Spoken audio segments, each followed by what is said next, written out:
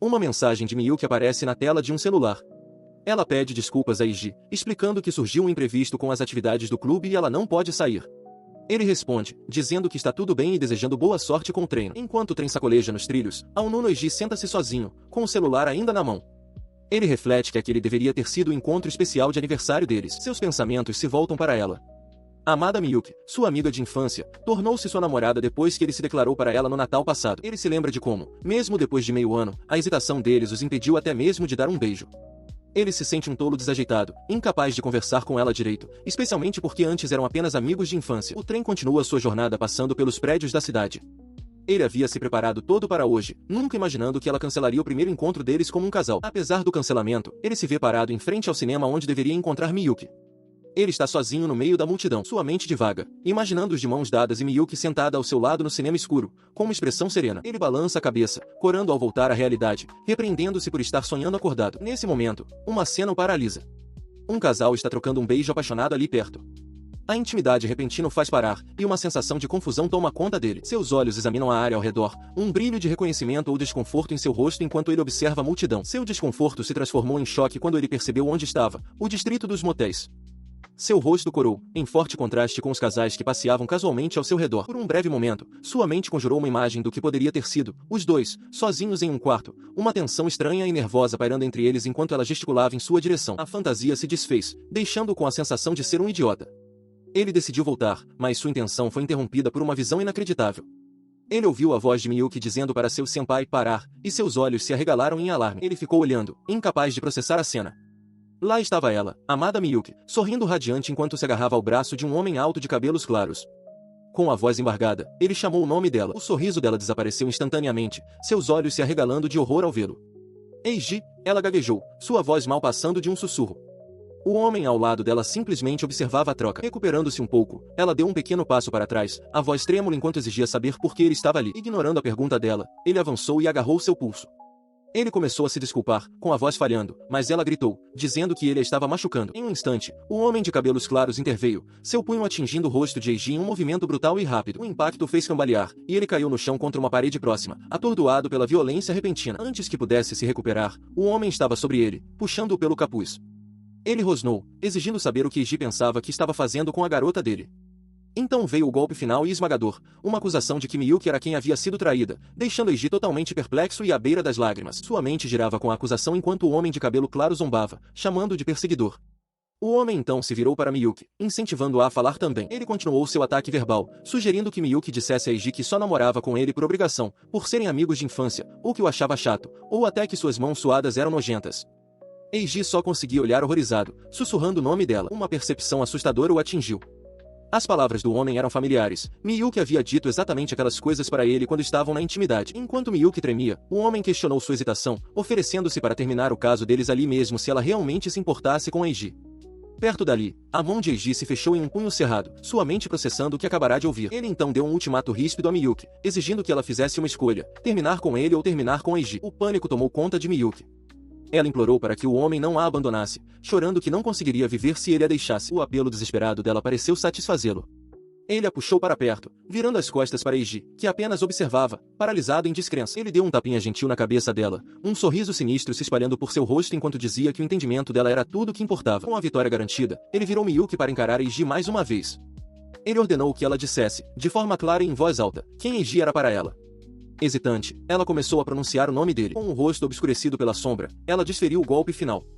Eiji, ela declarou, era seu amigo de infância, mas agora, ele era apenas um perseguidor grudento. Ela continuou sua denúncia pública com um sorriso forçado, rotulando de um namorado horrível e abusivo. Seus olhos se arregalaram em choque e descrença, sua voz falhando enquanto ele mal conseguia gaguejar o nome dela. O homem de cabelo claro segurou Miyuki perto de si, com um sorriso de escárnio no rosto enquanto a instruía a informar adequadamente o stalker delirante. Desviando o olhar de Eiji, Miyuki afirmou que não podia mais ficar com ele. Mais tarde, ele se lembrou de suas palavras finais e cortantes, uma ordem para não falar mais com ela na escola. Daquele dia em diante, sua vida feliz e cotidiana começou a desmoronar. Ele voltou para o restaurante de sua família, que tinha um Nuno, com um ar completamente desanimado. Um homem de bandana e uma mulher o cumprimentaram, suas palavras de boas-vindas misturadas com preocupação por sua chegada antecipada. O homem perguntou se ele havia matado Aula, oferecendo-se para fazer algo para ele comer, mas Eiji, com o rosto encoberto pela sombra, insistiu baixinho que estava bem. Ele se refugiou na solidão. Paralisado pelo choque, permaneceu na cama, sentindo que tudo o que podia fazer era esperar o tempo passar. Esse padrão se repetiu várias e várias vezes.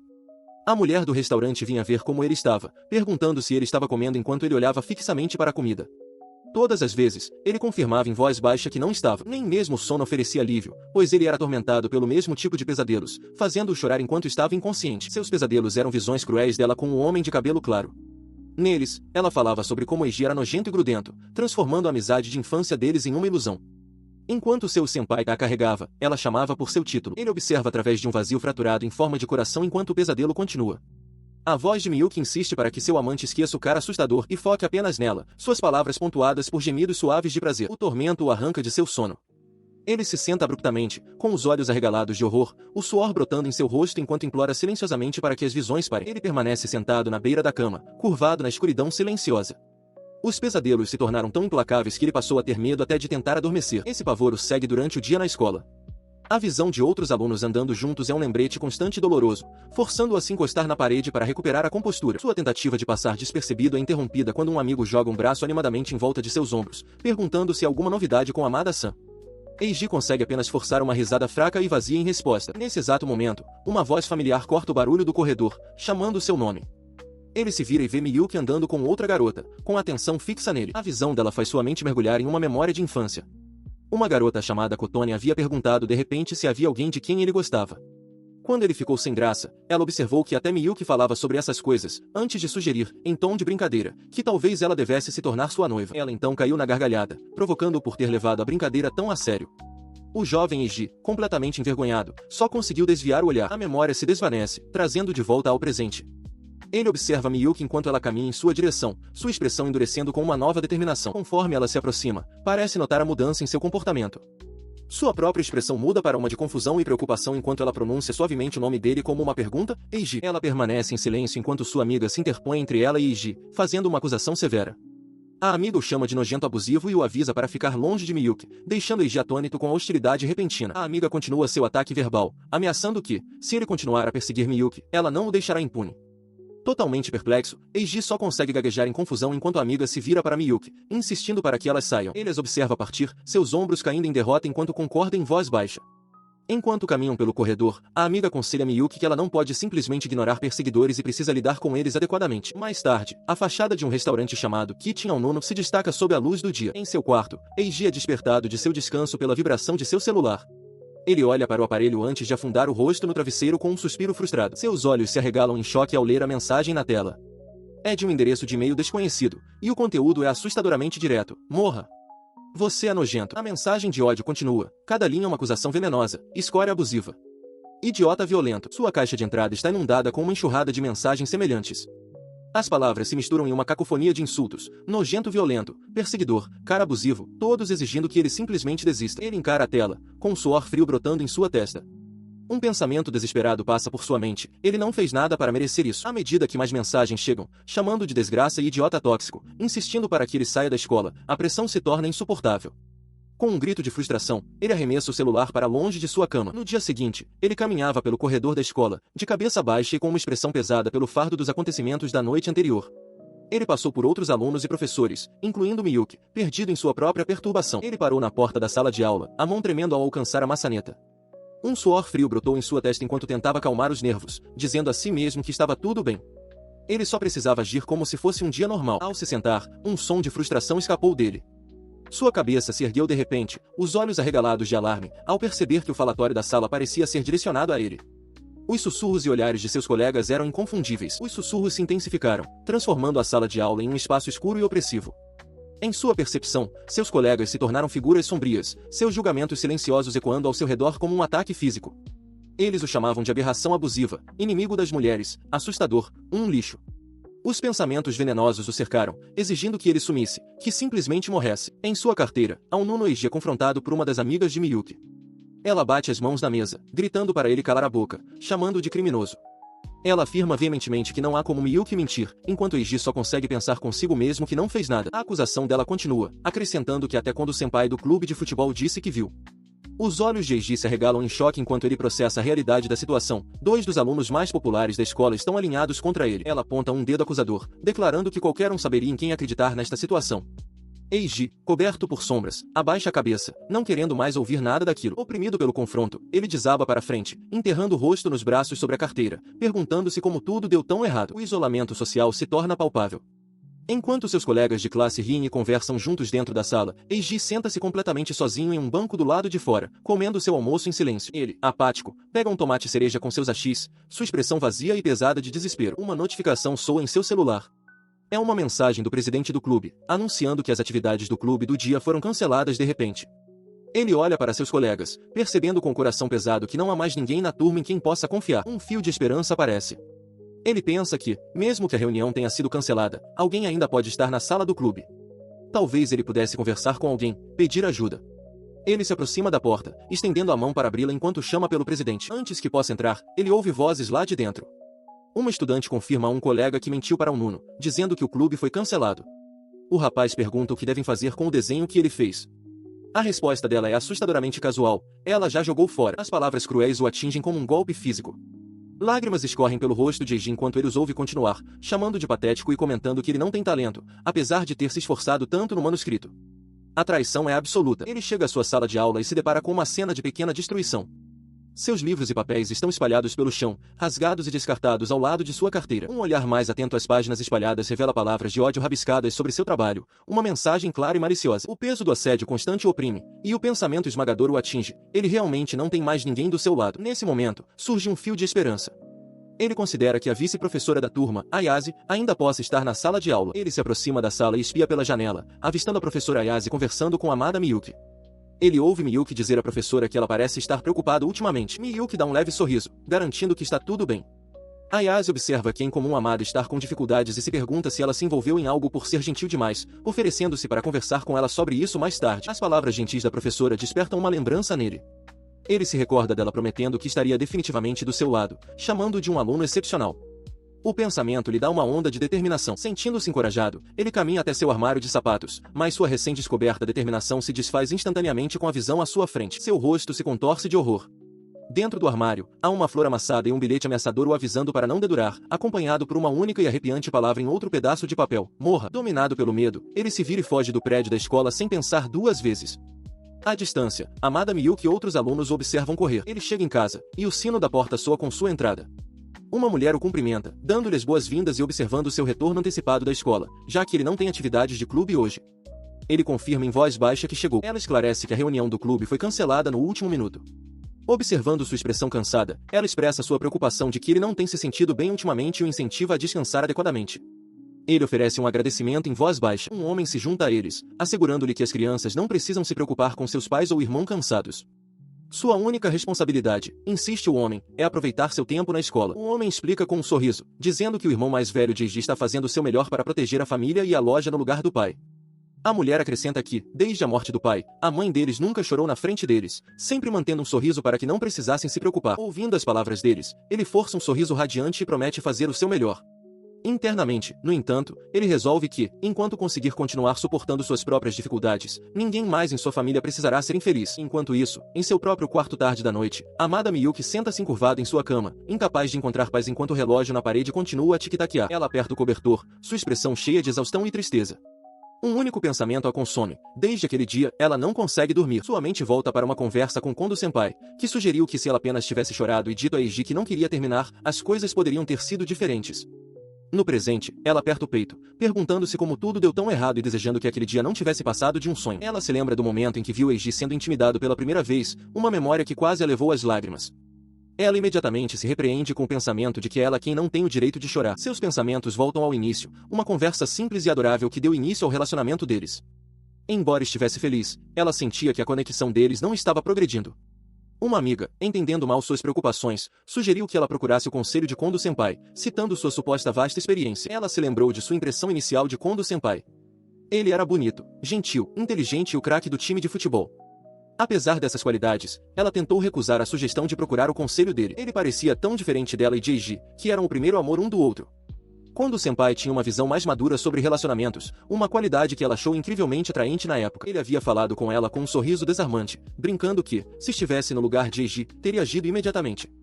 Então, com uma risada, ele acrescentou que nenhum cara ficaria desinteressado em uma garota fofa como ela. Seus elogios continuaram enquanto ele sugeria que Eiji provavelmente estava apenas intimidado por quão seriamente atraente ela era. Mudando um pouco de assunto, ele se ofereceu para pegar uma bebida para ela. A conversa levou a isso, um beijo à beira da água, com as luzes da cidade refletindo atrás deles. O momento pareceu intenso, avassalador. Naquele abraço, um pensamento devastador surgiu. Tudo que ela deveria dar a Eiji estava sendo tirado por Kondo-san, e não demorou muito. Mais tarde, em um quarto juntos, ele a tranquilizou, transferindo totalmente a culpa. Ele afirmou que estava tudo bem, que se alguém não tomasse a iniciativa com uma namorada tão atraente quanto ela, a culpa era da própria pessoa. Ele insistiu que ela não era errada. Aquele que havia falhado como homem, ele declarou, era Eiji. Uma parte dela, ela agora admite, se sentia bem com a culpa. Uma vez que se tornou completamente dependente, não havia mais volta. Ela o considerou o alvo perfeito. Enquanto essas memórias a inundavam, ela se lembrou da voz dele, pedindo para fazerem de novo. Ela se lembra de estar na cama com Kondo-senpai enquanto ele sugeria casualmente que saíssem no dia 30, já que as atividades do clube dele foram canceladas. Ela hesitou, mencionando que aquele dia era o aniversário de Eiji. Em resposta à sua hesitação, ele a dispensou friamente, dizendo que simplesmente convidaria outra garota. Os olhos de Miyuki se arregalaram em choque com o ultimato dele. Ele então declarou que estava cansado de correr atrás dela e queria terminar o caso. Ele alegou que ela sempre colocava Eiji em primeiro lugar, o que o fazia sentir como se mal existisse no mundo dela, e que terminar o relacionamento os faria mais felizes. Angustiada, Miyuki implorou para que ele esperasse. A memória se desvanece. No presente, Miyuki cobre o rosto de vergonha. Ela admite para si mesma que escolheu Kondo-senpai porque contava com a certeza de que Eiji a perdoaria. Ela se lembra do dia de seu casamento, acreditando que, depois de 10 anos, Eiji era sua pessoa destinada. No entanto, uma voz incômoda sussurrava o contrário, e ela sentiu uma necessidade desesperada de confessar tudo a todos. Sentada sozinha em sua cama, com lágrimas escorrendo pelo rosto, ela finalmente confronta a verdade. Foi ela quem mentiu e traiu. A percepção a deixa apavorada com a ideia de perder tudo. A cena muda para um prédio de ensino médio sob o céu diurno, com a torre do relógio marcando o meio da manhã. Lá dentro, a mesa de Eiji está coberta de bilhetes amassados com mensagens de ódio. Seus pés, sujos de tinta, esmagam os papéis sob eles. Enquanto ele anda pelo corredor, de cabeça baixa, outros alunos sussurram e o encaram. Eles o chamam de violento e nojento, espalhando rumores de que foi Kondo-senpai quem o afugentou. Ele para na entrada de sua sala de aula, confrontado por um quadro negro cheio de insultos. As palavras cara abusivo, esquisito e vaza estão rabiscadas ao redor de fotos dele e de sua casa. Seu tormento não se limitava aos muros da escola. Ele havia se espalhado até sua casa, onde as palavras casa do cara abusivo estavam agora pichadas na parede da loja de sua família. A visão o atingiu com a força de um golpe físico. Ele só conseguia gaguejar. Por quê? Por quê? Enquanto a ficha caía. Era por causa dele que sua família, a loja de seu pai, era agora um alvo. Uma onda de raiva desesperado o impulsionou para a frente. Ele correu pelos corredores da escola, com uma única e frenética pergunta ecoando em sua mente. Mas por quê? Ele abriu uma porta com violência, em busca de uma resposta. Ele encontrou a fonte de sua miséria e confrontou Kondo-senpai, sua voz tremendo de raiva enquanto exigia saber por que ele contaria tal mentira. Kondo-senpai apenas sorriu, perguntando com uma diversão cruel, qual é a sensação, garoto criminoso? O sorriso do estudante mais velho se alargou enquanto ele respondia com uma simplicidade arrepiante, porque é divertido. Ele saboreava a dor de Eiji, refletindo que vê-lo perder a namorada e todo o resto era um ótimo espetáculo. Ele se inclinou, confessando que adorava arruinar a vida de outras pessoas. Disse a Eiji que ele deveria simplesmente abandonar a escola, declarando que a culpa era do próprio Eiji por pensar que alguém como ele poderia ficar com Miyuki. O peso daquelas palavras era demais para suportar. As forças de Eiji se esvaíram, e ele caiu de joelhos, uma sensação de total desesperança o dominando enquanto tremia, derrotado. Mais tarde, na enfermaria, uma mulher de jaleco cuidava dele enquanto ele estava deitado em uma cama. Ela o informou que avisaria seu professor responsável sobre o ocorrido, ao que ele conseguiu apenas murmurar um obrigado. Depois que ela saiu, ele se sentou na cama, o olhar vago enquanto encarava a janela, com o mundo lá fora parecendo distante e irreal. Ele se sentou sozinho no quarto silencioso, o silêncio amplificando seu desespero. Um único e esmagador pensamento se solidificou em sua mente: ninguém viria ajudá-lo. Enquanto estava deitado na enfermaria, seus pensamentos entravam em espiral. Ele sentia que não podia conversar nem com seus pais, nem com seu irmão. Em sua mente, ele via Miyuki, convencido de que até os professores acreditariam na garota popular e capaz em vez de alguém como ele. A tela de seu celular reforçava esse isolamento total, exibindo uma torrente de mensagens de ódio. Esquisito, pare de abusar, não venha para a escola, abandone. Ele se sentia completamente acabado, traído por Miyuki e seus amigos. Com 1 ano e meio até a formatura, ele se perguntava como conseguiria sobreviver. Nesse momento, uma nova mensagem chegou, desta vez do presidente do seu clube. Seus olhos se arregalaram em choque ao ler as palavras. O presidente explicou que, depois do que Eiji supostamente fez com Amada, os outros membros do clube estavam com muito medo e pediam que ele parasse de frequentar o clube. Lágrimas começaram a embaçar sua visão enquanto ele encarava a tela, a mensagem terminando com um pedido de desculpas vazio. Ele não conseguia aceitar, não podia ser verdade, mas a negação se desfez, e as lágrimas escorreram por seu rosto. Ele pegou o celular novamente, talvez em uma tentativa desesperada de se conectar com alguém, apenas para ser recebido por uma mensagem de erro. Seus amigos o haviam bloqueado até mesmo de receber presentes digitais. Essa rejeição final e mesquinha foi a gota d'água. Ele enterrou o rosto no travesseiro e soluçou. Algum tempo depois, tendo recuperado a compostura, ele parou diante da enfermeira da escola. Pediu desculpas pelo incômodo, afirmou que estava bem agora e disse a ela para se cuidar antes de se virar para sair. Ele saiu da enfermaria e entrou em um corredor longo, totalmente branco e vazio. Ele se sentou em um pequeno banco, uma resolução sombria se formando. Por enquanto, ele simplesmente se acostumaria. Ele aguentaria até que seu coração se tornasse insensível à crueldade das pessoas. Ele se senta sozinho, uma silhueta escura curvada nos degraus, tentando se convencer de que tudo o que precisa fazer é aguentar. Mas as palavras dos outros ecoam na escuridão de sua mente. Esquisito. Morra. Ele é cercado por uma tempestade de insultos odiosos que giram ao seu redor. Escória, imundo, vá para o inferno. O veneno é implacável, seu rosto uma máscara de resignação sombria. Os sussurros venenosos se intensificam, prometendo violência. Suma. Vou te matar. Seus olhos se estreitam, refletindo uma escuridão profunda e latente. Ele se encontra perto da porta do terraço, a mão pairando perto da maçaneta. Um novo pensamento surge, uma alternativa sombria à resistência. Talvez pular tornasse tudo mais fácil. Empurrando a porta, ele sai para o terraço, com o vasto céu nublado se estendendo à sua frente. Ele não está sozinho. Uma figura está por perto, e ele se vira, sua expressão desolada mudando ligeiramente com surpresa. É uma garota, seu cabelo claro chicoteando seu rosto com o vento. Ela olha diretamente para ele, seus olhos verdes suaves sob o céu azul brilhante, um leve rubor em suas bochechas. Ele a encara de volta, sua própria expressão vazia. No fim do desespero sem esperança, sem escapatória à vista, ele encontrou alguém. No terraço da escola, separados por uma cerca de arame, Aonuno Eiji está diante de uma garota de longos cabelos claros. Ela o encara com uma expressão neutra e pergunta quem ele é. Ele se apresenta como Aonuno Eiji, um aluno do 2º ano. Rapidamente, acrescenta que está apenas matando aula e que foi parar ali por acaso. Internamente, no entanto, ele entra em pânico, agarrando a nuca. Ele sabe que não pode admitir que veio ao terraço com a intenção de pular. A expressão da garota muda ligeiramente ao reconhecer o nome dele, repetindo como uma pergunta, Aonuno-senpai. Esta é a Aishijou, uma garota talentosa e a melhor aluna da escola. Com uma personalidade gentil e uma beleza estonteante, ela se tornou a ídola da escola quase que imediatamente após se matricular. Sua popularidade é tanta que, aparentemente, até alguns garotos da própria turma de Eiji já se declararam para ela. Sabendo disso, e ciente dos maus rumores que o seguem, Eiji pede para usar o terraço para se esconder até a hora do almoço. Ai se pergunta sobre o péssimo momento em que ele apareceu. A resposta dela é imediata e ríspida. Com uma expressão furiosa, ela recusa, declarando que aquele é o lugar dela. Ela diz que não vai cedê-lo e ordena que ele vá para outro lugar, que simplesmente desapareça. Surpreso, ele pergunta se ela está ciente dos rumores sobre ele. Ela o encara com calma e confirma que sabe. Com essa confirmação, ela o encara com total desdém. Nesse caso, diz ela, eu recuso. Eiji fica sem palavras, com o rosto transparecendo choque. Ele permanece no chão, olhando para ela. Ele admite que ouviu os rumores, mas antes que possa terminar seu pensamento, ela fica de pé, impassível, parcialmente de costas para ele. Sua voz se eleva em desespero enquanto ele pergunta se ela entende que é apenas um boato. Ela vira a cabeça ligeiramente, com uma expressão indecifrável, e afirma que não testemunhou nada pessoalmente. Sua mente volta para uma conversa com Miyuki. Ela havia questionado por que alguém acreditaria em histórias tão unilaterais, um sentimento que foi recebido com uma resposta cínica de Kondo-senpai, que comparou o romance a uma doença. A memória muda para uma sala de aula, onde ele se sentava isolado em sua carteira, alvo de sussurros e julgamentos. Ele se lembra da sensação de ser linchado por seus colegas, que reagiram de forma exagerada sem saber a verdade. Voltando ao presente, ele olha para baixo, com o rosto coberto por sombras. Ele pergunta diretamente a ela, com a voz cheia de uma súplica silenciosa, se ela vai acreditar nele. Ela o encara atentamente, ainda de braços cruzados. Ela declara que os rumores unilaterais que lhe causam dor são injustos. Então, com uma intensidade súbita, ela afirma que não há razão para não acreditar nele. Tendo feito sua declaração, ela se vira com um som desdenhoso. Os olhos dele se arregalam em choque completo, incapaz de processar a mudança repentina de postura dela. Dominado pela emoção, lágrimas brotam em seus olhos e um rubor se espalha por seu rosto. Ele consegue sussurrar um sincero obrigado. A resposta dela é inesperadamente seca. Ela olha de volta para ele, perguntando pelo que ele poderia estar agradecendo.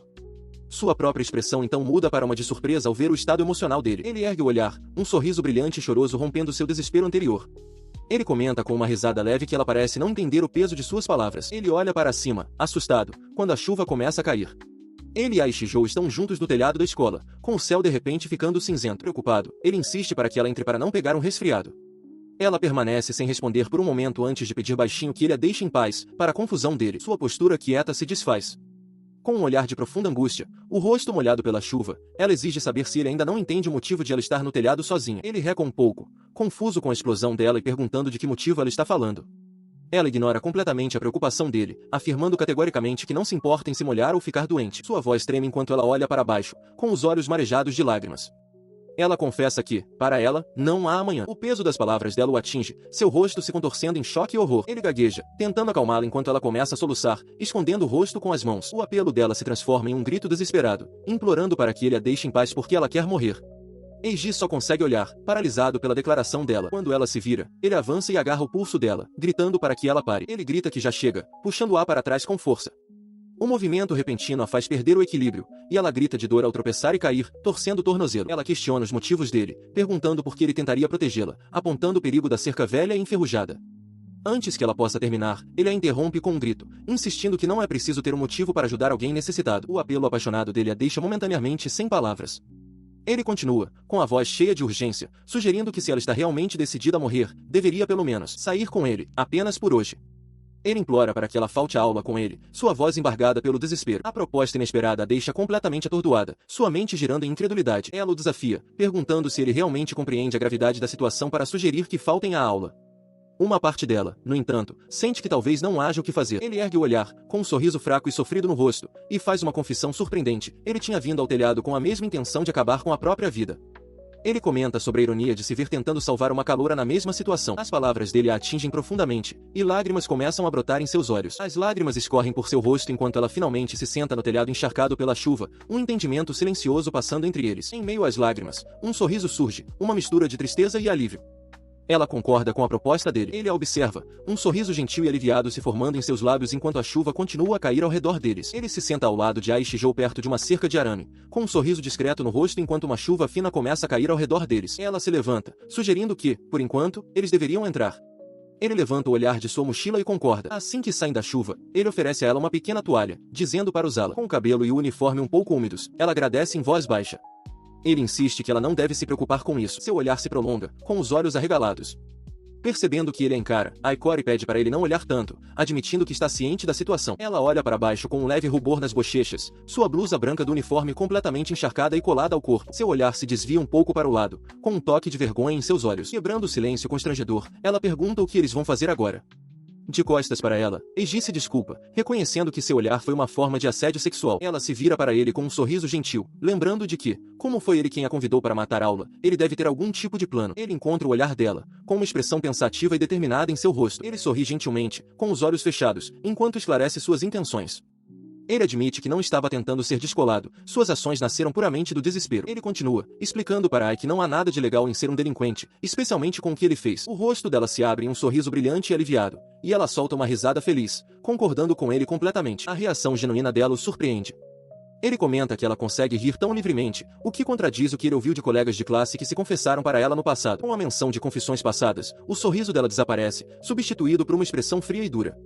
Ela questiona por que alguém pensaria que ela namoraria uma pessoa que não conhece, explicando que uma confissão repentina de um estranho só inspira medo. Ela elabora, com o olhar baixo, afirmando sua crença de que tais pretendentes estão interessados apenas em sua aparência e status, não em quem ela realmente é. Isso confirma as histórias que ele tinha ouvido.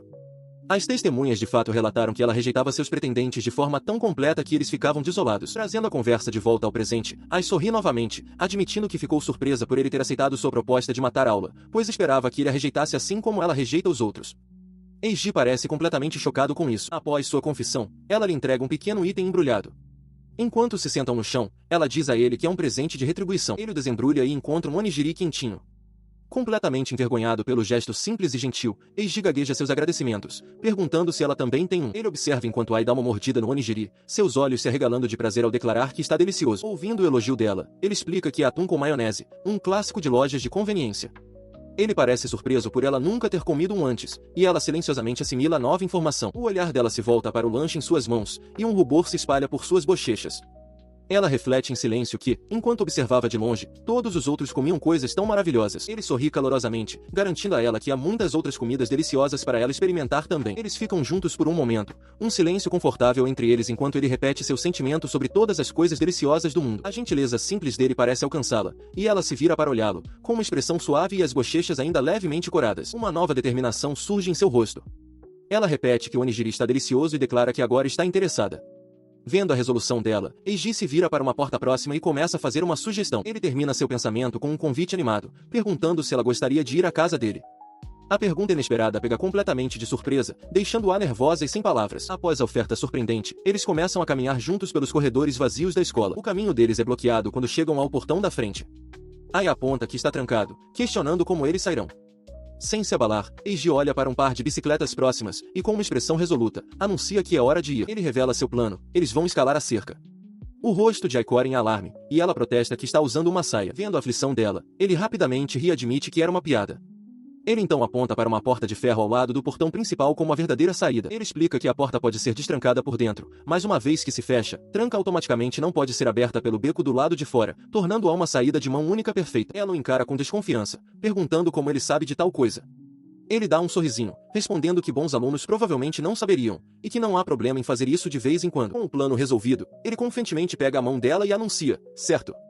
Vamos lá. Os dedos deles se entrelaçam enquanto começam a caminhar juntos. Um momento depois, ela olha para o lado, notando o rosto avermelhado dele. Ela pergunta por que ele está corando e diz para ele se apressar, embora ele esteja claramente desconcertado com o contato. O olhar dela então desce para as mãos unidas, um leve rubor em suas bochechas. Ela se pergunta se está tudo bem em dar as mãos a um homem que acabou de conhecer. Eles pausam, e ela admite que, embora seria mentira dizer que não sente hesitação, também parece normal, como algo de uma peça ou de um filme. Com determinação renovada, ela se vira e exclama: vamos, antes de adicionar timidamente que esta é a primeira vez que ela dá as mãos a um homem e pedindo para ele ser gentil. A confissão o deixa completamente atordoado, sua mente incapaz de processar as palavras dela. Ele se afasta do prédio da escola, com um leve rubor nas bochechas. O simples ato de segurar a mão dela o enche de um profundo sentimento de vergonha. Enquanto continuam pelos terrenos da escola, Ai olha para trás, com o rosto também corado, questionando o que ele está fazendo. Sua surpresa inicial se dissipa, substituída por uma determinação serena. É como se estivessem se libertando do passado, continuando em frente sem olhar para trás. Ele espelha a determinação dela com um sorriso gentil, seu olhar fixo à frente. Juntos, eles encaram o futuro, prontos para o que vier. A mente de Ai Shijou é invadida por uma única pergunta: por quê? Ela se vê de mãos dadas com Onono Eiji, questionando por que está tentando faltar à aula com alguém que acabou de conhecer. Seus pensamentos viajam para outro tempo, outra pessoa. Ela se lembra de um jovem confiante que frequentemente era alvo de confissões. Ele a olhou com um sorriso, prometendo que a protegeria, mas essas eram precisamente as palavras que ela não queria ouvir. A memória está manchada de desconforto, as promessas dele apenas ativaram seu trauma. A lembrança traz à tona uma memória mais recente e caótica dela se encolhendo enquanto Onono Eiji estava diante dela, com uma expressão de puro choque. Naquele momento, ela percebeu que Onono Senpai era diferente. Um leve rubor aquece suas bochechas enquanto ela pensa nele agora. Ele é uma pessoa tão boa, tão genuinamente gentil, que isso na verdade a preocupa. Sua mente retorna ao passado, a caminhar de mãos dadas com aquele outro garoto. Na época, ela se agarrou a uma esperança frágil, acreditando que, se estivesse com ele, poderia finalmente escapar do inferno em que vivia. A memória daquele garoto se solidifica. Cercado por uma aura de autoimportância, ele se apresenta como Kondo Seiji. Com uma convicção inabalável, ele se declara o homem no centro do mundo. Ele reflete sobre sua linhagem estimada e suas conquistas. Seu pai é um vereador da cidade, e ele mesmo conseguiu entrar em uma das 3 escolas de ensino médio de maior prestígio da prefeitura. Seus talentos se estendiam ao campo de atletismo. Ele se tornou o craque de um time de futebol fraco, levando-os sozinho ao torneio nacional. Sua atuação foi tão impressionante que ele foi sondado por prestigiosas universidades particulares, onde Seiji vê sua vida como uma ascensão constante. Desde a infância, ele tem sido diferente dos outros, com seu intelecto superior o colocando no topo. Sua altura, sua educação de alto nível e seu talento para o futebol reforçam sua crença de que ele pode ser o centro de qualquer time, o centro de tudo. Ele sempre foi popular, um fato que lhe parecia tão natural quanto respirar. Desde sua primeira namorada na 3ª série, ele nunca esteve solteiro. Seus pensamentos se voltaram para uma memória em particular que ele nunca esqueceria, da época em que estava na 8ª série. Envolvia a ídolo da classe e o otaku residente, que estavam em um relacionamento. Ele achava o vínculo deles repugnantemente puro. Eram amigos de infância, um casal que nunca duvidou de seu destino compartilhado de casamento. Para ele, intervir foi simples. Assim como havia previsto, a garota se apaixonou por ele com facilidade. Os sentimentos dela mudaram completamente. Ela começou a declarar que ter o otaku como namorado era a maior vergonha de sua vida, chamando-o abertamente de nojento. Ele observava a atuação dela com desprezo, descartando-a silenciosamente como uma mulher estúpida interpretando o papel de uma heroína trágica. Era um contraste gritante com a forma como ela era antes, rindo com seu amigo de infância, brincando sobre serem parceiros de destino. Ele achava a lembrança absolutamente hilária. A crueldade foi uma obra-prima aos seus olhos. Ele havia gravado os insultos da garota e, achando a situação imensamente engraçada, tocou a gravação para o otaku ouvir. O mundo do garoto desmoronou. Lágrimas escorriam por seu rosto enquanto ele gaguejava, incrédulo, lembrando-a da promessa de que um dia se casariam. E naquele momento de puro desgosto, seu próprio desejo de conquista foi satisfeito. A sensação, ele se lembrava, era incrivelmente boa. Ele se lembrou do momento em que seu plano se concretizou. A garota, com o cabelo em tranças, disse friamente ao seu agora ex-namorado que eles deveriam terminar. Ela declarou que passou a gostar de roubar os homens de outras mulheres e que agora seria feliz com ele, chegando a chamá-lo de brega enquanto ele estava ao seu lado. Ele conhecia bem o padrão. As mulheres que se apaixonavam por seu charme inevitavelmente deixavam os estudos de lado, e suas notas despencavam à medida que o foco delas se voltava inteiramente para ele. E assim, logo que o ensino médio começou, ele a descartou. Explicou publicamente para as amigas dela que ela era uma mulher estúpida, incapaz de entender até as coisas mais óbvias, como o fato de que amigos de infância podem se tornar inimigos ferrenhos. A garota o confrontou, com a voz trêmula de incredulidade. Ela exigiu saber por que ele estava terminando com ela, lembrando de que havia jogado tudo fora apenas para ficar com ele. Em resposta, ele simplesmente levantou o celular, tocando na tela. Ele então revelou o que havia nele, afirmando claramente que desprezava mulheres fáceis. Com um olhar de total desprezo, disse a ela que passou a odiá-la e que tudo tinha acabado. O rosto dela se contorceu em choque e horror com a revelação. As consequências foram rápidas e brutais. A garota, antes a ídola de sua turma, foi posta de lado, sua vida social destruída, o que a levou a um caminho de evasão escolar e a um futuro sombrio. E ao se lembrar de tudo, um sorriso cruel se espalhou por seu rosto. Ele saboreou a memória, pensando consigo mesmo que não havia nada mais divertido do que assistir as vidas de homens e mulheres desmoronarem. Seu olhar então mudou, sua mente passando do passado para seu próximo projeto. Ele viu a amada Miyuki, e um novo plano começou a se formar. Era a vez dela. Mais tarde, enquanto Miyuki tentava nervosamente entregar uma carta a alguém, ele se intrometeu casualmente, fingindo distração com o celular e efetivamente a interceptando. Ele observava enquanto os rumores sobre Eiji começavam a circular entre os outros alunos, que olhavam para seus celulares em discussão. Seu plano estava funcionando perfeitamente. Fingindo preocupação, ele então se aproximou de Miyuki no corredor. Seu sorriso se alargou com uma antecipação maliciosa. Ele se perguntava quão baixo Eiji e Miyuki iriam cair, saboreando o pensamento. A postagem fabricada que ele criou nas redes sociais, com uma foto de um braço machucado, alegava falsamente que Miyuki estava sendo abusada por seu namorado, Aonuno. Os efeitos de seu esquema já eram aparentes. Dentro da sala de aula, Miyuki se preocupava, com os braços firmemente cruzados. Ela notou que Eiji não aparecia desde a primeira aula e que os mesmos alunos que haviam pichado a carteira dele agora tentavam freneticamente apagar o vandalismo. Seu olhar se perdeu pela janela enquanto um pensamento terrível a dominava. Ela não conseguia deixar de se perguntar se ele havia abandonado a escola de vez, e se tudo era por causa dela. Sua ansiedade aumentava, alimentada pelos sussurros de outros que não conseguiam acreditar que quando o senpai espalharia tais rumores. Sobrecarregada, Miyuki levou as mãos ao rosto, sentindo-se completamente ignorante da situação e murmurando para si mesma que não era tão ruim, uma tentativa desesperada de lidar com a situação. Enquanto isso, à distância, Eiji observava o prédio da escola do lado de fora dos portões. Sua expressão era sombria, seus olhos se estreitaram enquanto ele também pensava consigo mesmo, nada mal. Sua presença, no entanto, não passou despercebida. A cabeça de Miyuki se ergueu de repente, sua expressão preocupada foi instantaneamente substituída por uma de alívio alegre e olhos arregalados enquanto ela chamava o nome dele. Mas seu alívio se desfez em um instante. Eiji não estava sozinho. Ele estava indo embora, de mãos dadas com outra garota. Ele segurava a mão da outra garota firmemente na sua enquanto partiam. O sorriso desapareceu do rosto de Miyuki, substituído por um olhar vazio de total incredulidade. Um único som confuso escapou de seus lábios. A mente dela girava, com uma única pergunta ecoando sem parar. Por quê? A cena a deixou paralisada, seu rosto uma máscara de descrença e traição. Seu choque se transformou em uma raiva ardente. Ela não sabia quem era aquela garota, mas naquele momento, havia como nada mais do que uma destruidora de lares. Em outro lugar, na sala de aula da turma 2B, o professor responsável, Takaya Nagi, olhava pela janela com um suspiro de alívio. Ele refletia sobre as ações imprudentes de um aluno, mas, no fim das contas, estava apenas feliz que o garoto estava seguro. Ele voltou sua atenção para o presente, algumas dezenas de minutos antes do início da aula. Segurando seu diário de classe, ele anunciou formalmente aos alunos que o segundo semestre estava começando. Ele se postou diante da turma reunida, seu olhar percorrendo as fileiras de alunos. Entre eles estava Miyuki, mas uma carteira permanecia visivelmente vazia. Decidindo prosseguir com suas obrigações, ele resolveu fazer a chamada primeiro. Ele começou a chamada, um aluno chamado Aida respondendo presente. Em seguida, ele passou para o próximo nome em sua lista, Aonuno. Não houve resposta. Em vez disso, o foco recaiu sobre a carteira vazia de Aonuno, sua superfície marcada por palavras cruéis e pintadas. Morra, perdedor. Suma daqui. Os olhos do professor se arregalaram por trás dos óculos, o grafite confirmando uma realidade sombria. Ele se dirigiu à sala inteira, sua voz carregada com um novo peso de preocupação. Ele perguntou se alguém sabia de alguma coisa sobre a situação de Aonuno. Ele ouviu enquanto um aluno explicava que Aonuno não se sentiu bem e foi para a enfermaria. Ciente disso, o professor instruiu a turma a se enfileirar para o ginásio, afirmando que ele mesmo iria verificar Aonuno. Enquanto os outros alunos começavam a sair, sua atenção foi capturada por Amada, que permaneceu sentada com uma expressão profundamente perturbada. Ela correu atrás dele pelo corredor, chamando seu nome bem quando ele estava abrindo uma porta. Na enfermaria, Takaya Nagi se dirigiu urgentemente à enfermeira da escola, Mitsui, explicando que a situação era sobre Aonuno. Ele perguntou se Aonuno havia retornado, mas ela respondeu que não e que ela mesma estava prestes a procurá-lo. A expressão da enfermeira se encheu de arrependimento. Ela confessou que ao Nuno parecia estranho e que algo poderia ter acontecido, lamentando que deveria tê-lo impedido de sair, mesmo que à força. Seu remorso se transformou em determinação ao declarar que procuraria pela escola. Uma lembrança surgiu de Nuno na cama da enfermaria, insistindo que estava apenas indisposto e pedindo para ser deixado em paz para descansar. Takayanagi agradeceu a ela, com o rosto sério. Ele decidiu um curso de ação, afirmando que primeiro falaria com o vice-diretor, que estava ocupado com a Assembleia Geral da escola. Ele encontrou o vice-diretor, que observou como era problemático o diretor estar ocupado na Assembleia num momento como este.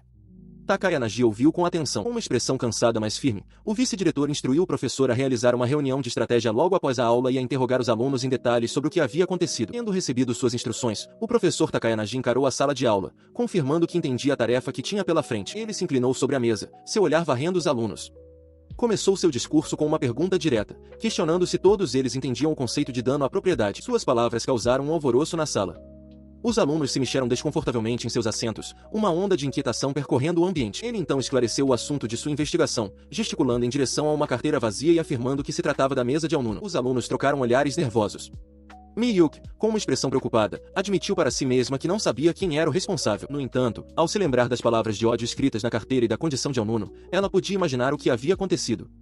Frases vis como morra, perdedor e desapareça haviam sido rabiscadas na superfície. Ele continuou sua palestra, explicando que as carteiras escolares são propriedade pública, pagas com os impostos de seus pais. Danificá-las, ele enfatizou, é um crime de verdade. Enquanto ele falava, Miyuki abaixou a cabeça, seu rosto uma máscara de angústia. Sua voz ficou mais alta, cheia de convicção. Ele reconheceu que o culpado poderia tentar justificar suas ações alegando que Nuno era mau, mas declarou veementemente que escrever calúnias na carteira de outra pessoa não é permitido por ninguém. Ele os lembrou de eventos recentes em que prisões foram feitas por ameaças de morte a celebridades, avisando-os que as mesmas desculpas não lhes garantiriam o perdão. Sua expressão endureceu. Ele insistiu que este incidente não deveria ser descartado com a simples palavra bullying. Não foi uma travessura infantil, foi um crime que não podia ser ignorado. Ele exigiu que eles se lembrassem desse fato, firmemente. Cerca de 30 minutos antes, Takayanagi-sensei havia dado um aviso severo à sua turma, sua expressão marcada pela preocupação. Agora, uma reunião de emergência acontecia na sala de conferências. O diretor chegou atrasado, pedindo desculpas enquanto terminava uma ligação, enquanto o vice-diretor estava sentado com um ar cansado. Takayanagi e outra professora já estavam presentes, esperando. Terminando a ligação, o diretor curvou-se profunda e subitamente diante de Takayanagi-sensei, agradecendo-lhe enfaticamente pelo contato imediato. Takayanagi, no entanto, desviou a gratidão, sugerindo que o incidente poderia representar uma falha em sua própria gestão de turma sobre a qual ele precisava refletir. A expressão do diretor endureceu enquanto ele rebatia que nada era mais importante do que lidar com essa má notícia. Ele sentou-se com as mãos entrelaçadas, reconhecendo silenciosamente que, para os professores, sempre há assuntos para reflexão. O coordenador de série vai então se manifestou, assegurando a Takayanagi que ele havia feito tudo o que podia. Ele observou que muitas pessoas em sua posição simplesmente tentariam esconder tal problema para proteger sua reputação. O diretor expressou sua concordância com Iwai-sensei, acrescentando que o foco deles deveria estar no presente e no futuro, em vez de remoer o passado. Iwai então mudou o rumo da conversa, perguntando sobre o bem-estar de Nuno depois que ele saiu da escola mais cedo. Ele explicou que, como Takayanagi já havia questionado alguns alunos, ele tomou a liberdade de ligar para os pais de Nuno. Ele relatou os detalhes de seu telefonema, explicando que a mãe de Nuno havia perguntado ao filho se ele estava bem, já que ele havia chegado em casa mais cedo sentindo-se mal. E vai concluir seu relatório. Parecia que Nuno havia chegado em casa em segurança. Enquanto ele falava, uma cena se desenrolava mostrando Nuno sendo levado pela mão por Ai Shijou. Dentro da sala dos professores, Takayanagi-sensei se dirige ao vice-diretor, afirmando que compartilhará a política básica que eles discutiram. O vice-diretor ouve, com uma expressão de aprovação no rosto. O vice-diretor elabora a estratégia deles, enfatizando que a primeira prioridade deve ser Nuno-kun. Ele avisa que, se o garoto acabar se recusando a voltar para a escola ou desistir, todos os seus esforços terão sido em vão. Seu colega responde com convicção, sua expressão endurecendo enquanto concorda que eles devem fornecer um apoio firme ao aluno. Enquanto isso, em outra parte da escola, a atenção de Kondo Seiji está em seu celular. Seu momento de silêncio é quebrado quando dois alunos mais novos entram de repente, gritando seu nome e alertando sobre problemas. A origem do problema é revelada. Os dois alunos estão sendo interrogados por Takayanagi-sensei. Um deles admite nervosamente que planejavam punir Nuno e picharam sua carteira. A expressão de Takayanagi é sombria enquanto ele declara que está tratando isso como um crime e iniciando uma investigação. De volta ao presente, quando ouve o relato deles, com uma expressão indecifrável. Ele nota internamente que o professor sombrio agiu rápido, refletindo que o havia confundido com alguém que tentaria encobrir tais incidentes. Ele parece despreocupado com a notícia, olhando de volta para o celular. Ele descarta as preocupações deles, afirmando que, mesmo que a situação se agrave, seu pai resolverá. Sua atitude indiferente leva um dos alunos a se manifestar, lembrando de que só fizeram aquilo por ele. O outro aluno pergunta nervosamente se a reação dele não é um pouco fria. Em resposta, a postura de Kondo muda completamente.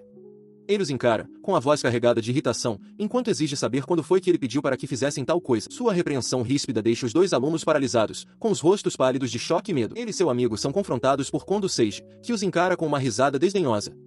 Kondo afirma que apenas compartilhou suas preocupações, colocando a culpa diretamente sobre os ombros deles por espalharem isso como uma piada e até mesmo por destruírem propriedade da escola. O estudante gagueja, incrédulo, protestando que eles apenas... Seu amigo de óculos tenta argumentar com Kondo, ressaltando que não há nenhuma evidência concreta contra ele. A fachada casual de Kondo desaparece, substituída por um olhar frio e ameaçador.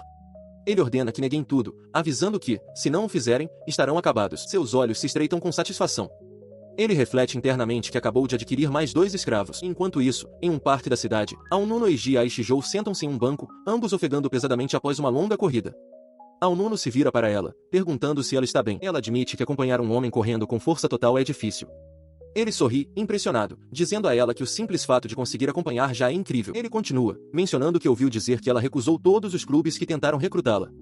No entanto, quando pediam ajuda, ela se apresentava no nível de um Ás, demonstrando que possui tanto cérebro quanto força. Enquanto caminham, ela começa a dizer algo, chamando de senpai, mas ele a interrompe, perguntando se devem continuar a corrida. Ela desvia o olhar, com as bochechas coradas, resmungando que ele a provoca demais.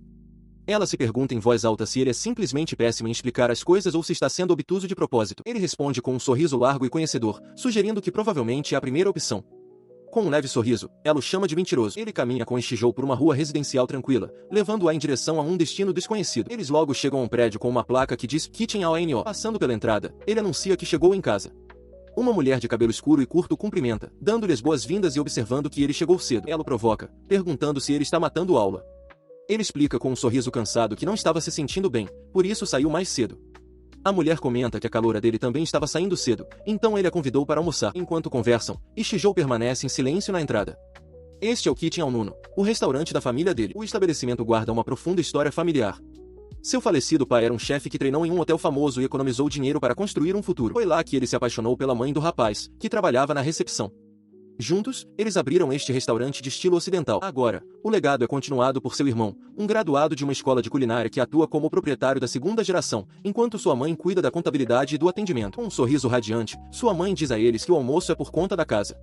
Ela os orienta a usar a sala de descanso dos fundos, antecipando o movimento iminente do almoço. Ele se vira para Ishijou para tranquilizá-la de que está tudo bem, depois olha de volta para sua mãe com um sorriso caloroso e agradece. À entrada, a Ishijou espia cautelosamente a área de jantar principal do restaurante, sua expressão uma mistura de curiosidade e apreensão. Ela dá um passo à frente, corando ao se apresentar formalmente.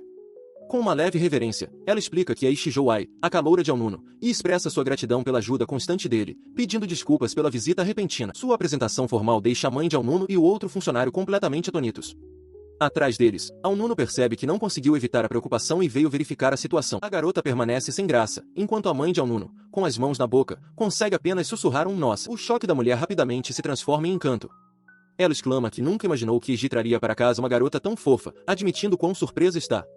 O homem ao lado dela concorda com a cabeça em silêncio. Ela os conduz calorosamente em direção a uma mesa, incentivando-os a relaxar e comer o que quiserem. Enquanto se acomodam, Aonuno se agacha, dominado pela vergonha, sua mente conjurando uma imagem absurda de Ishijou escondida dentro de uma pequena gaveta de arquivo. A mãe dele, no entanto, está perfeitamente composta, sorrindo enquanto diz para Aishan se sentir em casa.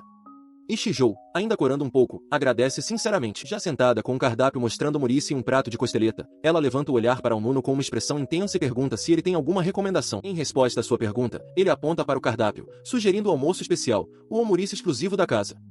Os olhos dela brilham de empolgação enquanto ela declara que parece delicioso. Enquanto ela se sentava à sua frente, Aonuno a observava com um sorriso gentil e satisfeito. Ele já tinha ido à cozinha para fazer o pedido dela. Levando-a para uma sala privada de estilo tradicional, ele se desculpou por sua simplicidade.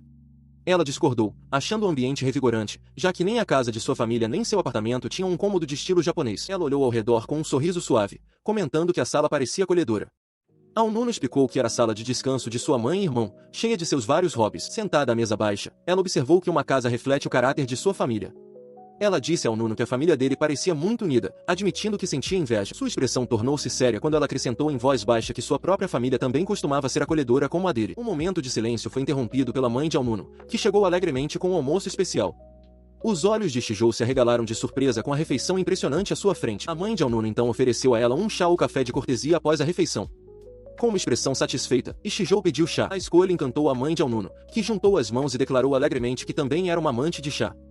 E Shijou sorriu, satisfeita com a conexão. Ele as observava, com um sorriso carinhoso mas cansado no rosto. Fazia sentido, pensou ele, que sua mãe fosse uma amante de chá. Ele observa enquanto sua mãe gesticula em direção à refeição que serviu, dizendo para não terem pressa e que ela trará chá assim que terminarem de comer. Ele acena com a cabeça em concordância, enquanto Shijou olha para baixo, com um leve rubor nas bochechas, aparentemente um pouco impressionada com a recepção calorosa. Seguindo a tradição, eles juntam as mãos em um gesto de gratidão. Em uníssono, ambos agradecem pela refeição antes de começarem a comer. Eles dão as primeiras garfadas, e suas expressões se iluminam imediatamente de prazer. Enquanto Shijou sussurra baixinho como a comida está boa, Aonuna observa e reflete sobre o absurdo da situação, pensando como é estranho que, há pouco tempo, ambos estavam preparados para morrer. Seus pensamentos divagam enquanto Shijou, aparentemente tomada pela emoção do simples ato de compartilhar uma refeição quente, baixa o olhar, com o rosto corado intensamente. O breve momento de reflexão profunda dá lugar a uma atmosfera confortável, e logo eles estão rindo e conversando enquanto comem. Segurando sua tigela, ela diz a ele que tudo está realmente delicioso, mas que a sopa Tongiru é especialmente reconfortante. Ouvindo o elogio dela, ele explica que é a receita especial de seu falecido pai. Ele conta como seu pai cozinhava legumes e cebolas em fogo baixo numa panela grande, tornando-a substanciosa e cheia de ingredientes, um processo que condensava o umami em um sabor rico, mesmo usando miso com pouco sal. Ele refletiu sobre seu falecido pai, um homem de quem ele realmente podia se orgulhar. Percebendo a expressão reservada de Shijou, ele rapidamente gesticulou com as mãos, assegurando-lhe que suas palavras não foram indelicadas. Na verdade, ele explicou com um sorriso, ouvir seu pai ser elogiado o deixava feliz. E Shijou apenas assentiu em silêncio. Ela olhou para a tigela de sopa, com um sorriso gentil nos lábios. O sabor e a história por trás dele a levaram a uma conclusão simples. O pai dele devia ter sido um homem muito gentil. Ele se recostou, satisfeito. Fico feliz que tenha gostado, disse ele. Fechando os olhos para saborear o gosto, ela respondeu que o próprio Tongiru lhe dizia tudo o que precisava saber. Ele então a lembrou de que a refeição era à vontade. Ela concordou, expressando a sorte que sentia por estar comendo uma comida tão suave e reconfortante. Sua expressão mudou de repente, o calor sumindo de seu rosto. Olhando para ele com olhos perturbados, ela fez uma pergunta pesada. Senpai, eu mereço viver. Uma memória veio à tona, dela no terraço da escola, com a mão tremendo sobre a grade de segurança. Ela vinha agonizando sobre essa mesma decisão, incapaz de escolher, mesmo à beira do abismo. Ela se lembrou de estar lá sozinha, sob o céu iluminado pela lua, acreditando que finalmente havia reunido a determinação para acabar com sua vida. Mas, naquele momento final, algo a impediu. Seus pensamentos voltaram ao presente, a comida deliciosa à sua frente. Então, ela confessou o resto da história enquanto se agarrava a ele, com a voz trêmula. Foi nesse momento que ela o conheceu, que ele se arriscou para salvá-la. Sua determinação começa a desmoronar. Lágrimas escorrem por seu rosto enquanto ela aperta seu uniforme, o peso de sua confissão e da presença dele a sobrecarregando. Vendo sua angústia, Aonuna fala. Ele reconhece que não entende a extensão total de seu sofrimento e que o que está prestes a dizer pode parecer irresponsável, mas se sente compelido a dizer mesmo assim. Ela o encara, com as bochechas coradas e os olhos brilhando com lágrimas contidas. Ela lhe diz claramente que foi salva simplesmente porque ele estava lá. Seus olhos transbordam, e as lágrimas finalmente escorrem por suas bochechas. Ele a olha diretamente, com uma expressão sincera, ao concluir seu pensamento. Ele lhe diz, com singela honestidade, que quer que ela viva. Suas palavras destroem o que restava de sua compostura. A dignidade que ela manteve até este momento se dissolve, e ela desaba em soluços crus e descontrolados. Enquanto a observa chorar, Aonuna percebe que esta é a primeira vez que ele está vendo a pessoa verdadeira e vulnerável por trás da fachada, a garota chamada Ishijou Ai. Dentro de um cômodo com estantes de livros, a mãe de Aonuna se aproxima de Ishijou, pedindo desculpas pela demora enquanto coloca uma bandeja na mesa. Ela apresenta uma xícara de chá ornamentada, anunciando que é para depois da refeição. Enquanto ela o serve, Eiji observa que Ishijou parece ter se acalmado um pouco. Ishijou, sorrindo radiante, agradece imensamente. Em resposta ao seu agradecimento, a mãe de Aonuna explica com um sorriso caloroso que este chá é sua principal recomendação. Ela garante a Ai que, embora seja aromatizado com vinho, o álcool foi evaporado, tornando-o seguro para ela beber. Ai toma um gole hesitante, fechando os olhos para saborear o gosto. A mãe de Aonuna acrescenta que, embora seja delicioso por si só, adicionar açúcar traz uma sensação de felicidade. Seus olhos se arregalam de prazer enquanto ela segura a xícara, exclamando que está delicioso. A mãe de Aonuna sorri, concordando com a avaliação dela. Ai acrescenta que o cheiro é maravilhoso e que, de fato, fica ainda melhor com açúcar. A mulher então pergunta a Ai de que tipo de chá ela gosta. Ai revela que gosta de chá Darjeeling, o que faz a mãe de Aonuna se animar, exclamando que ela também gosta. O interesse em comum dá início a uma conversa animada. Ai menciona seu recente gosto por chá preto japonês, e a mãe de Aonuna imediatamente se oferece para recomendar uma loja de chá. Entre elas, Eiji bebe seu chá em silêncio, um observador impassível da rápida conexão entre as duas. Radiante de alegria, a mãe de Aonuna diz a Ai que está tão feliz que sente como se tivesse sua própria filha. Ela então faz um pedido sincero, que Ai seja amiga dela também, não apenas de Eiji. Visivelmente comovida pelo pedido sincero, Ai Ishijou cora profundamente, um sorriso caloroso e genuíno se espalhando por seu rosto enquanto ela concorda prontamente. Claro, com a nova amizade estabelecida, chega a hora de ela partir.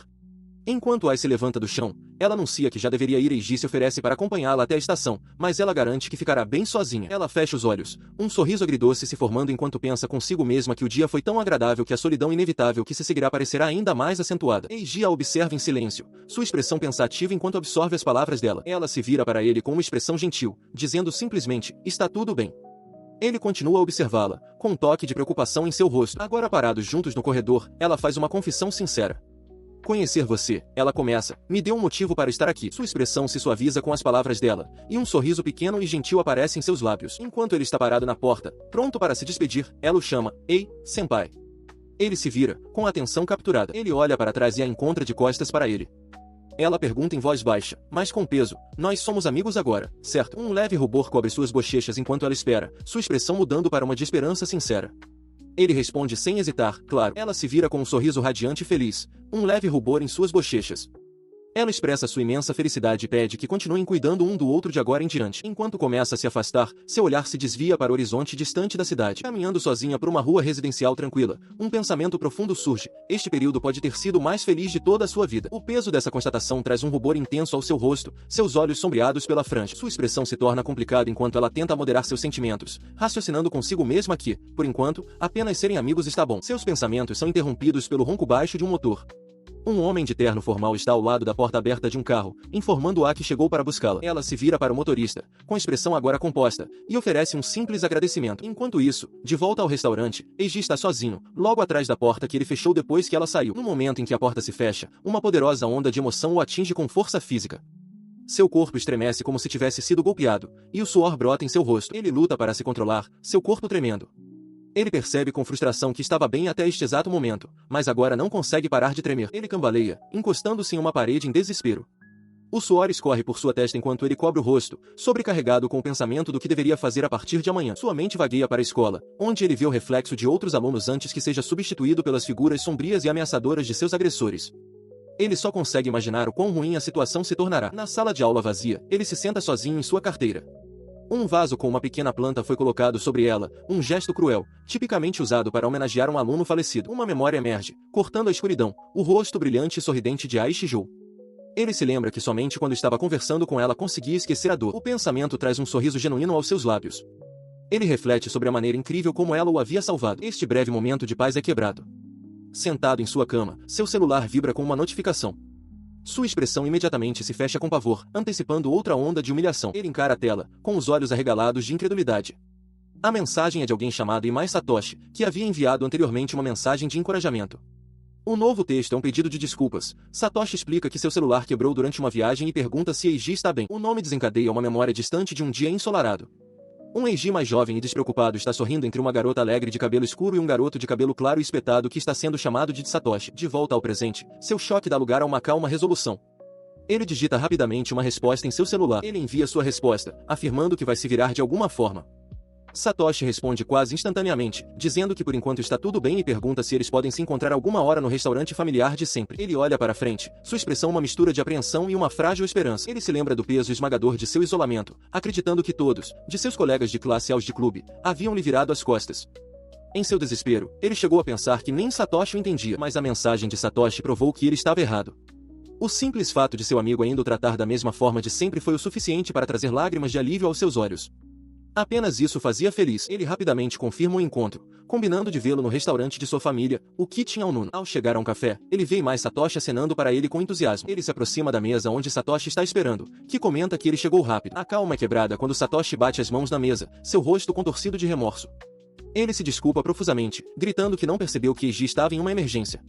Ele insiste que, como seu amigo, isso é muito importante, admitindo que sabia que havia rumores circulando, mas não tinha entendido a gravidade. Dominado pela culpa, ele se apoia no ombro de Eiji, perguntando se algum dia poderia ser perdoado por falhar como amigo. Eiji, chocado e em silêncio, consegue apenas pronunciar seu nome. Satoshi se endireita e mostra seu celular, exibindo os estranhos rumores que se espalham nas redes sociais. Ele explica que não usa essas plataformas com frequência, e por isso estava completamente por fora. Ele continua, esclarecendo que suas turmas foram separadas no segundo ano. Isso, combinado com as viagens do clube, significava que ele não tinha ideia do que estava acontecendo com Eiji até aquele momento. Ele rende os dentes, cheio de arrependimento. Ele admite que suas razões para se afastar são apenas desculpas terríveis, lamentando o fato de não estar ao lado de Eiji quando ele mais precisava. Ele oferece um pedido de desculpas sincero. Em resposta ao pedido de desculpas, Eiji, de cabeça baixa, pergunta baixinho se Satoshi realmente acredita nele.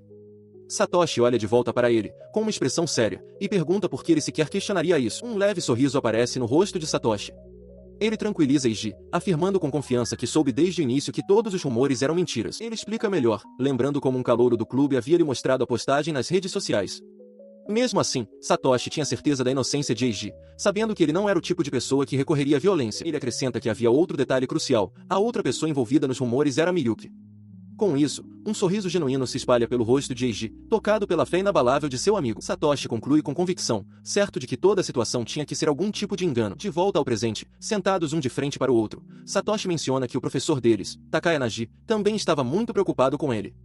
Eiji ergue o olhar, surpreso com a revelação. Ele relata como, depois de ouvir sobre os problemas de Eiji, começou a pedir informações a outros alunos. Ele se lembra de abordar 2 colegas de classe para perguntar se sabiam de algo, mas eles simplesmente responderam que Eiji aparentemente tinha saído da escola mais cedo. Os alunos ignoraram sua preocupação, aludindo aos rumores que circulavam sobre Eiji. Em resposta, Satoshi simplesmente agradeceu e se afastou, cerrando o punho em frustração e determinação. Sua busca o levou por um corredor da escola, onde foi avistado por Takaya Nagi-sensei. O professor, parecendo aliviado por tê-lo encontrado, exclama: "Aí está você!" Ele se aproximou de Satoshi no corredor da escola, com uma expressão séria. Ele afirmou que ouviu dizer que Aonuno Eiji tinha saído mais cedo e perguntou diretamente a Satoshi o que estava errado. Os olhos de Satoshi se estreitaram de fúria. Ele jurou que, se alguém estivesse tentando encobrir algo, ele o socaria. O professor, sem se intimidar com a intensidade, suplicou ao aluno. Ele implorou a Satoshi que lhe contasse se soubesse pelo menos um pouco sobre o que havia acontecido com Aonuno. Satoshi admitiu que estava tentando descobrir, mas não conseguiu encontrar nada, seus pensamentos acelerados. Takaya Nagi-sensei confessou que só tinha compreendido a real dimensão do problema naquela mesma manhã. Continuando pelo corredor, ele insistiu ainda mais, lembrando a Satoshi que ele e Aonuno eram amigos de infância e perguntando se ele tinha ouvido alguma coisa. Após um momento de contemplação, Satoshi admitiu que também tinha acabado de descobrir. Ele ergueu o olhar, com uma expressão resoluta, e concordou em contar ao professor tudo o que sabia. Mais tarde, Takaya Nagi-sensei ergueu um dispositivo, seu rosto sombrio enquanto analisava o conteúdo. Ele então mostrou a tela para Satoshi, revelando alguma informação condenatória. Satoshi reagiu com indignação imediata. Ele gritou com o professor, insistindo que Eiji nunca faria algo como o que estava sendo sugerido. Sua explosão foi recebida com calma e compreensão. Takaya Nagi-sensei agradeceu a Satoshi por lhe contar e pediu que, se possível, ele transmitisse esse sentimento ao Aonuno também. Ele o tranquilizou, reconhecendo que poderia ser assustador, mas afirmando que eles poderiam confiar nos adultos. Ele prometeu assumir total responsabilidade e resolver o problema pessoalmente. Ele olha para frente com convicção sincera, implorando por confiança.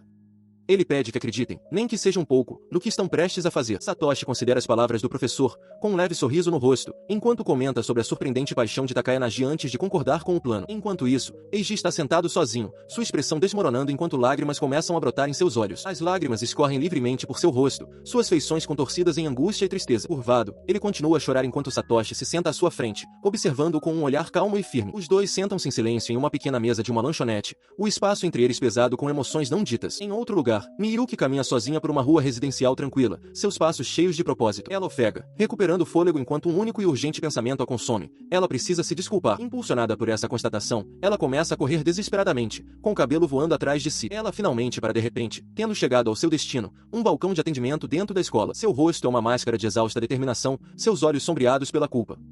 Um único e urgente pensamento a consome. Ela precisa se desculpar com Eiji. Miyuki está em uma cozinha, sua expressão sombria enquanto cozinha. Seus pensamentos se voltam para uma memória de um tempo mais feliz, Eiji, rindo e despreocupado enquanto caminhava com seus amigos depois da escola, de mãos dadas com ela. A memória muda para um momento em que os dois estavam juntos, sorrindo radiantes sob as árvores. Foi uma época em que Eiji sentiu que sua vida tinha realmente dado uma reviravolta. Depois de ser traído e falsamente acusado, ele se viu adorado pela garota mais bonita da escola. Ele relembra aquele período com um sorriso gentil e satisfeito, a memória sendo uma fonte de felicidade genuína. Mas para Miyuki, esse passado compartilhado agora é uma fonte de tormento. Seu rosto se contorce em angústia enquanto um único e desesperado pensamento a consome. Ela precisa reconquistar seu futuro feliz com Eiji. Impulsionada por essa resolução, ela o encontra parado em uma porta. Ele está de costas para ela, e ao seu lado está Aishijou. A visão a paralisa. Seus olhos se arregalam em total incredulidade. Diante dela, Aishijou sorri docemente para Eiji, com as mãos unidas. Espiando de uma esquina, o choque de Miyuki se transforma em suspeita. Ela não consegue entender por que a ídolo da escola estaria na casa de Eiji. Sua pergunta não dita paira no ar enquanto a cena lá dentro se torna clara. Ai observa com um sorriso caloroso enquanto Eiji é puxado para um abraço de boas-vindas por sua mãe. Ela exibia uma expressão gentil e satisfeita, com as bochechas coradas suavemente. Observando-a das sombras, Miyuki reconheceu aquele olhar instantaneamente. Não havia como confundir, aquele era o rosto de uma mulher que se apaixonou. Sua mente se agitava com a pergunta de por que, de todas as pessoas, tinha que ser Shijouai. Miyuki sempre acreditou que era a única que conhecia de verdade o charme de Eiji. O pensamento causou uma onda de pânico. Escondida fora de vista, um medo terrível tomou conta de Miyuki. Ela precisava se apressar, ou Eiji seria tirado dela. Sua rival não era uma garota comum. A Shijou era uma super-humana perfeita, excelente tanto nos estudos quanto nos esportes, de uma família prestigiosa, que havia entrado na escola com as maiores notas no exame de admissão em sua história. E, no entanto, apesar de sua perfeição, ela era famosa por odiar homens. Miyuki mesma tinha ouvido os rumores, que a rejeitava todas as confissões que recebia. Perdida nesses pensamentos perturbadores, uma voz repentina cortou o silêncio, chamando seu nome, Miyuki-chan. Seus olhos se arregalaram de puro terror. Ela ergueu o olhar e viu a mãe de Eiji parada diante dela. A voz da mulher era calma ao perguntar, o que você está fazendo escondida num lugar como este? O olhar da mulher era firme, sua expressão indecifrável, enquanto Miyuki permanecia paralisada no chão, incapaz de formular uma resposta. Sua compostura finalmente se desfez. Uma torrente de perguntas em pânico jorrou enquanto ela gaguejava. Não me diga. Você sabe sobre isso? O Eiji te contou. Ela fica nervosamente diante da mãe de Eiji, gaguejando que Eiji está lá dentro e perguntando do que ela precisa. Em resposta, a mulher se curva profundamente, pedindo desculpas. Ela explica que, como mãe, sente que não deveria se envolver muito no relacionamento deles, deixando Miyuki sem palavras e suando. A postura da mulher muda, sua voz se torna mais ríspida enquanto ela pergunta o que Miyuki quer dizer. Ela insiste no assunto, questionando se Miyuki entenderá se apenas ouvir seu próprio coração. Sua voz baixa, a atmosfera tornando-se pesada e sombria. Ela revela uma verdade arrepiante, ela percebeu que Miyuki estava traindo antes mesmo de Eiji. A revelação atinge Miyuki com um terror visível. Ela começa a recontar a memória, explicando que foi durante uma reunião para tomar chá do distrito comercial local. Lá, ela tinha visto Miyuki de mãos dadas com um homem que não era Eiji, um sorriso no rosto enquanto caminhava com um jovem de cabelo claro. Ela esclarece seus pensamentos na época, raciocinando que, como eram apenas estudantes do ensino médio e não casados, eles eram livres para namorar, mesmo que isso significasse que poderiam magoar um ao outro e eventualmente se distanciarem. Ela havia deduzido que Eiji estava mantendo silêncio sobre a situação simplesmente porque era doloroso demais para ele discutir o assunto. Com uma expressão sombria, ela admite que, embora achasse lamentável, havia concluído que os dois tinham concordado mutuamente em terminar. Essa era sua suposição, até que percebeu que estava errada. Tudo isso mudou no aniversário de Eiji. Uma memória surge de um momento feliz em família, com Eiji sorrindo ao lado de seus pais perto de uma fatia de bolo de aniversário. Ela vira a cabeça, um sorriso fraco e frio brincando em seus lábios enquanto se prepara para dar seu veredito final. Sua expressão endurece enquanto ela afirma, sem rodeios, que entendeu que Miyuki havia traído Eiji. Miyuki, nervosa, tenta objetar, mas a mãe de Eiji a interrompe, declarando que não tem obrigação nem motivo para ouvir desculpas. Seu rosto fica na sombra enquanto ela pede a Miyuki que pare com as desculpas esfarrapadas, explicando que não quer odiá-la mais do que já odeia. O peso da acusação esmaga Miyuki, que só consegue gaguejar um pedido de desculpas baixo e desesperado, mas a mãe de Eiji se recusa a ouvi-la. Mencionando os mais de 10 anos que se conhecem, ela oferece um último conselho. Sua mente se volta para as palavras de Kondo para Miyuki, de que embora o amor possa ser livre, ninguém tem o direito de brincar ou pisotear o afeto puro. A consequência dessa ação é a imagem de seu filho, arrasado e sozinho. Ela conclui que, embora possa não ser um crime, é um pecado mais pesado que isso. De volta ao presente, Miyuki implora desesperadamente para ver Eiji. Firme, a mãe dele diz que, de agora em diante, ela deveria ao menos agir corretamente. Ao apelo de Miyuki, sua resposta é uma única e resoluta palavra, com um rosto contorcido de fúria protetora. Não. Ela continuou seu ataque verbal, com a voz fria, questionando que tipo de mãe perdoaria uma mulher infiel que pisoteou tão descuidadamente nos sentimentos de seu precioso filho. Miyuki só conseguia ficar parada, com um rosto transparecendo choque e horror. Sua mão se fechou levemente enquanto ela admitia que, no final das contas, a escolha era de Eiji. No entanto, ela tinha uma exigência final para Miyuki. Daquele momento em diante, ela nunca mais deveria aparecer na sua frente. Ela desferiu o golpe final e esmagador com um olhar penetrante, declarando com certeza absoluta, "Você não é digna do meu filho." As palavras atingiram Miyuki com a força de um impacto físico. Lágrimas escorreram por seu rosto enquanto o peso da condenação a dominava. Sua mente recuou para um tempo mais feliz, uma lembrança de estar sentada ao lado de um Eiji sorridente no restaurante. A mãe dele e o outro homem da cozinha também estavam lá, sorrindo calorosamente enquanto serviam, uma imagem perfeita de aceitação e alegria. A lembrança se despedaçou, deixando Miyuki caída na calçada. Ela sentou-se em meio à escuridão que se aproximava, com a bolsa ao lado, sussurrando negações para o ar vazio, incapaz de aceitar a realidade de sua situação. Da porta, a mãe de Eiji olhou para a garota chorando. Ela afirmou friamente que Miyuki estava na frente da loja e sua presença era um incômodo para o negócio, ordenando que ela se apressasse e fosse embora enquanto as lágrimas pingavam no chão. Com um último olhar impassível, ela ofereceu uma única e arrepiante palavra de despedida. "Adeus, Miyuki-chan." A porta se fechou com um clique suave, e uma placa foi pendurada. Sua mensagem era clara e final. "Fechado." Miyuki se afastou, uma figura solitária se retirando do restaurante. O pensamento ecoava em sua mente, uma dolorosa constatação de um lugar ao qual ela nunca poderia retornar, uma felicidade que não podia mais alcançar. Ela caminhou para casa sozinha, com lágrimas escorrendo pelo rosto enquanto o peso dos acontecimentos do dia a dominava. Ao chegar em sua casa, ela parou por um momento na entrada antes de passar pela porta. Logo ao entrar, sua mãe a cumprimentou com um sorriso caloroso, comentando sobre seu retorno antecipado. Miyuki anunciou baixinho que havia chegado. Sua mãe continuou, observando em tom de brincadeira que ela e Eiji deviam continuar tão próximos como sempre. O comentário a atingiu em cheio, e o rosto de Miyuki se fechou de vergonha, com o pensamento sobre a saúde debilitada de Eiji aumentando seu desconforto. Ela continuou a relembrar com uma expressão carinhosa, falando da juventude maravilhosa de Miyuki e lembrando-a de como ela sempre declarou sua intenção de se tornar a noiva de Eiji um dia. As palavras inocentes a atingiram com uma força devastadora, e a expressão de Miyuki congelou em horror. Ela só conseguiu emitir uma concordância tensa e quase inaudível. Virando-se rapidamente, ela implorou à mãe que não a lembrasse de declarações infantis tão embaraçosas. Ela então deu uma desculpa, afirmando que tinha uma prova em breve e precisava estudar. Sua mãe, alheia à turbulência interna da filha, simplesmente lhe desejou boa sorte. No momento em que saiu do campo de visão, ela girou a maçaneta e correu para o santuário de seu quarto, sua compostura finalmente se desfazendo. Ela estava caída em sua cama, o peso de suas ações a esmagando. Não era apenas Eiji, a tia dele, que ela havia prejudicado. Lágrimas escorriam por seu rosto quando a plena consciência a atingiu. Ela havia traído a própria mãe também. Sua mente mergulhou em autoaversão. Ela se via como o pior tipo de pessoa, traindo constantemente aqueles de quem gostava. Era tarde demais para fingir inocência, tarde demais para de repente se importar com Eiji agora. Ela não era vítima aqui, ela havia ajudado ativamente na conspiração para incriminá-lo e isolá-lo. Eiji, pensou ela, devia estar sofrendo muito mais. Não havia como ela ser perdoada pelo que fez. Levantando-se, ela foi até sua escrivaninha e abriu uma gaveta, procurando por algo lá dentro. Seus dedos o encontraram, uma fotografia da cerimônia de entrada da escola. Um Eiji sorridente estava ao lado dela, uma rachadura atravessando a imagem, espelhando a conexão desfeita deles. A lembrança era insuportável. Ela apertou a foto contra o peito, uma nova onda de soluços sacudindo seu corpo. Seu rosto se contorceu em pura angústia, com lágrimas escorrendo sem parar. Ajoelhada no chão, uma determinação sombria tomou conta dela. Ela pegou o celular, seus dedos digitando uma mensagem para Kondo-senpai, dizendo que queria vê-lo. Ela sabia que não havia outra escolha. Olhando para a tela, seu rosto endureceu. Se este era o caminho em que estava, então ela não tinha escolha a não ser se tornar uma mulher completamente desprezível. Enquanto isso, no restaurante da família Onuno, Eiji se preparava para sair. Seus pais lhe desejaram um bom dia, mas ele mal registrou as palavras deles. Uma dor aguda atingiu seu estômago. Ele estava em uma condição terrível. Ele parou na entrada de sua casa, com a luz da manhã entrando pela porta aberta. Esperando por ele estava Aishijou, com o rosto iluminado por um sorriso brilhante. Ela o cumprimentou alegremente, chamando-o de senpai. O sol da manhã bateu em seu cabelo claro enquanto ela repetia seu animado bom dia. Sua expressão alegre vacilou em surpresa quando ele abruptamente começou a fechar a porta na cara dela. Seu rosto corou de vergonha enquanto a voz confusa dela vinha do outro lado. Ela perguntou por que ele estava fechando a porta, explicando que havia acordado cedo especificamente para que pudessem ir juntos para a escola. Lá de dentro, o jovem na cozinha o apressou para ir, observando que ela tinha vindo de tão longe para buscá-lo. Sua mãe, ouvindo a conversa, reconheceu imediatamente a voz como a de Aishan. Ela então deu-lhe um empurrãozinho em direção à entrada, incentivando-o a ir. Ele cedeu com uma concordância baixa e resignada. Sua mãe se adiantou, cumprimentando Aishan com um sorriso caloroso e agradecendo por ela ter vindo.